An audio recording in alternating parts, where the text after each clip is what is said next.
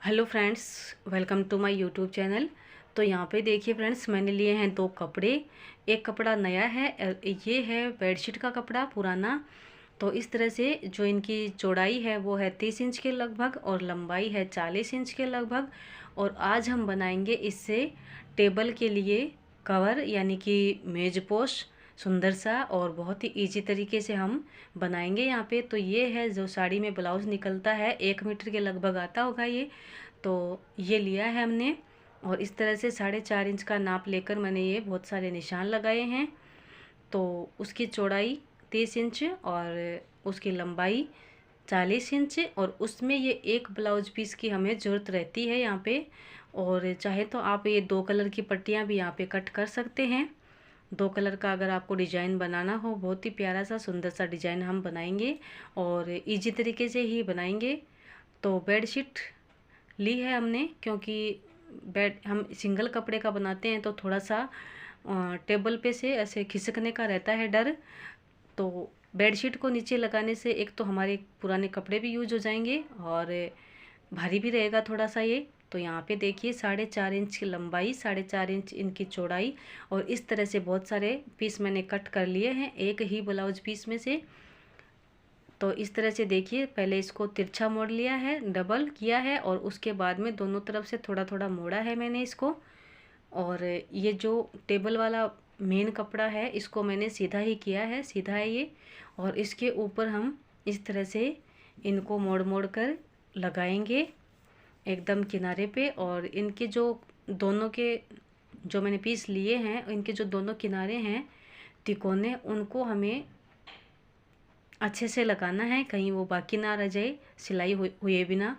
तो इस तरह से हम लगाते जाएंगे। और जो मैंने ये 4.5 इंच इनकी चौड़ाई, 4.5 इंच लंबाई ली है, वो आप अपने हिसाब से थोड़ी सी कम ज़्यादा भी कर सकते हैं, लेकिन जितनी भी लंबाई लेनी है उसके बराबर ही हमें चौड़ाई लेनी है। उसी तरह के पीस हमें कट कर लेने हैं।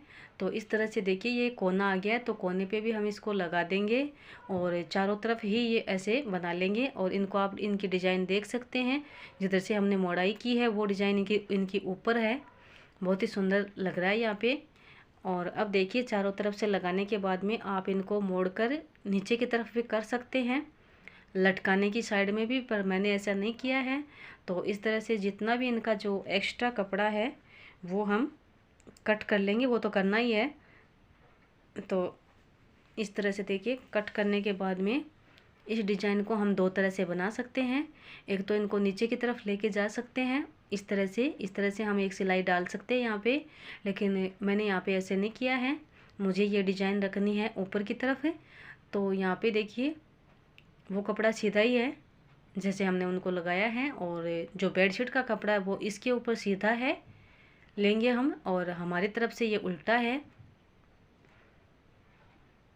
तो फ्रेंड्स ये हम कोई भी कपड़े का टेबल मैट बना सकते हैं अगर इसके ऊपर हम नीचे की तरफ जो थोड़ा सा भारी कपड़ा अगर लगाते हैं तो ये अपनी जगह से हिलता नहीं है। मेज पोश बहुत ही सुंदर आसानी से बन जाता है। और इस तरह से हम छोटे छोटे कपड़े जो हमारे घर पे पड़े रहते हैं ब्लाउज वगैरह के, उनको भी यूज कर सकते हैं, और पुराने कपड़े भी काम में आ जाते हैं। तो इस तरह से चारों तरफ ही ये सिलाई लगा लेंगे। और थोड़ा सा मैंने खाली रखा है, इसको बाकी रखा है पलटने के लिए, तो इसको हम पलट लेंगे। और उसके बाद में यहाँ पे देखिए कितने सुंदर तरीके से एकदम फिनिशिंग के साथ ये लगे हैं सारे। और अब जो खुला रखा था थोड़ा सा उसको भी हम सिलाई कर लेंगे, और मैंने सिलाई कर ली है। अब आप चाहें तो यहाँ पे एक सिलाई लगा सकते हैं इस तरह से, पर मैं यहाँ पे इस तरह से नहीं कर रही हूँ, इनको ऊपर लेके आ रही हूँ इस तरह से। और उसके बाद में एक सिलाई लगाएंगे ताकि ये पूरी तरह से ऊपर की तरफ लगे इस तरह से। और एकदम किनारे पे इनको इस तरह से सेट करते हुए हमें सिलाई लगा लेनी है। चारों तरफ ये सिलाई लगाने के बाद में यहाँ पे देखिए कोना आ गया है। और अब मैंने ली है एक पतली सी लेस जो ब्लाउज वगैरह पे लगती है। तो इस तरह से एक किनारे से हम शुरू करेंगे, और इस लेस को लगाने से इसमें थोड़ा सा सुंदरता और आ जाती है, थोड़ा सुंदर दिखने लग जाता है। किनारा भी इसका जो कॉर्नर है वो सारे तो इस तरह से चारों तरफ हम इस लेस को लगा लेंगे। और उसके बाद में आप चाहें तो इसका जो सेंटर है इस टेबल मैट का बीच में से, वहाँ पे भी कोई डिजाइन कुछ कर सकते हैं। कोई बूटी वगैरह हो बड़ी तो वो लगा सकते हैं, या कोई कपड़े की डिजाइन कर सकते हैं, पर मैंने यहाँ पे नहीं किया है ऐसा। और इस तरह से देखिए चारों तरफ लगाने के बाद में जो ये डिजाइन मैंने बनाई है, जो रेड कलर वाले, ये थोड़े से यहाँ पे देखिए इस तरह से उखड़े उखड़े लगेंगे। तो चाहें तो आप इस तरह से छोड़ सकते हैं इनको, लेकिन मैंने यहाँ पे सुई से इनको इस तरह से सिलाई किए हैं कि जो हाथ वाली सुई से सिलाई की है उनकी जो गांठ है धागे की, वो ना ही तो नीचे दिखाई देगी और ना ही ऊपर की तरफ।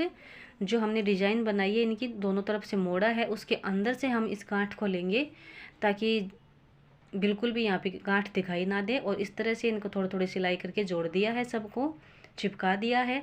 तो आप देख सकते हैं ये जो टेबल है ये बहुत बड़ी है, स्टडी टेबल है ये पढ़ाई वाली।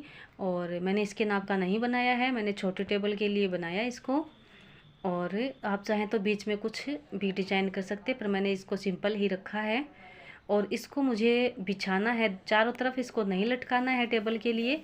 मैंने इसको दिखाया है एक बार, लेकिन मुझे ये आगे की तरफ जो ये टू टेबल है तो आगे के नीचे की तरफ जो सामान रखे वो भी दिखाई ना दे, इस तरह से बिछाना है इसको। तो इसलिए मैंने सेंटर पे इस पर कुछ भी नहीं लगाया है, क्योंकि फिर वो सेंटर नहीं रहता। और पूरी तरह से मुझे इसको आगे करना है इस तरह से।